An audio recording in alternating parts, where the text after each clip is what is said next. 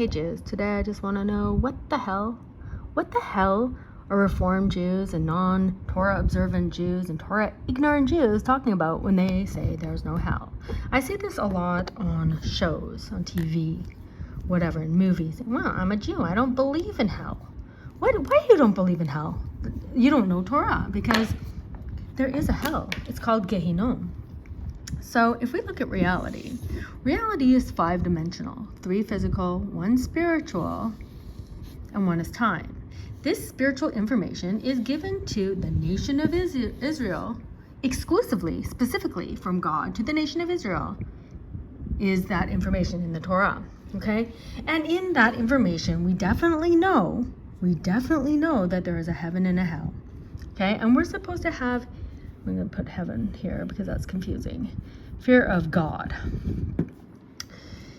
Okay, so this is what we're missing in this time. The 5,784 out of a total 6,000, the end times, we are, as a nation of Israel, I would just say, as my observation, we don't have a lot of fear of God.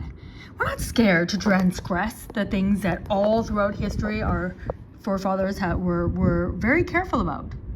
Very careful about Shabbat. Now we don't even do. We're the kind of Jews that don't do Shabbat. We're the kind of Jews that don't keep kashrut. We're the kind of Jews that don't learn Torah. We're the kind of Jews that don't believe in Torah, and we don't believe in heaven and hell, and it's just whatever. Well, I'm the kind of Jew that doesn't believe in God. I'm a Zionist Jew. I am the kind of Jew that has no fear of God whatsoever. Because it's scary if you learn actually the information that we were given in the Torah, and you know that there's a heaven and hell. And there's something that happens after we die, when our time expires here in this reality, and we die, something spiritual happens to our souls. Okay? So if you have no information, I mean, good luck. But no, I'm trying to say that you need to acquire this information. And the first way and the first thing you need to do is get a fear of God. Be scared. Go learn about, just go and take a look at what the Torah says about Gehinnom, hell. It's scary, okay? You want to have that awareness. You want to have the awareness that there is a hell, and that there is also a Gan Eden. Everyone's like, oh, well, all of the nation of Israel has a chelek b'olam haba. We have a portion in the next world. Not necessarily. So it's worth it to understand some of this spiritual information. It behooves you, because how you live your life is going to determine what happens to you after you die, to your soul. There is such a thing called reincarnation. Okay, so basically, we're all going to keep coming back, okay, till the end of time, which is now. So running out of time for recycling this part of you, your spiritual part of you, to get it right.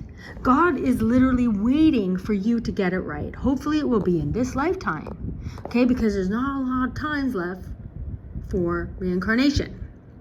So we have to acquire a fear of God, and that's something you have to work on. You have to put in the work to have a fear of God. How do you do that? By learning about the consequences of not having a fear of God, learning about the great sages and the great people that came before us in the nation of Israel, how they lived their lives, what their philosophy on life was, or whatever, which is just the Torah, okay?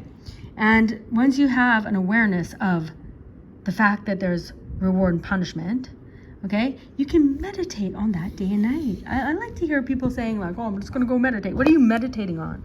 You calming your mind? Are you calming the chatter in your mind by thinking about nothing? So, I mean, why don't you think about something? Why don't you meditate on the Torah, which is actually what it says in Tehillim and Psalms, even Psalms number 1, the very first one, that the Torah should be your delight, and you should meditate on it day and night. You should meditate on it. You should read the Torah. You should try to understand what's going on there. There should be things that stick out to you, and you say, I wonder why they said that. I wonder why it said that in that way. I wonder why it's written like that. And you should ponder that. You should deeply think into that. And then these kind of things, well, that is a meditation. You should be thinking about the right things, not about nothing.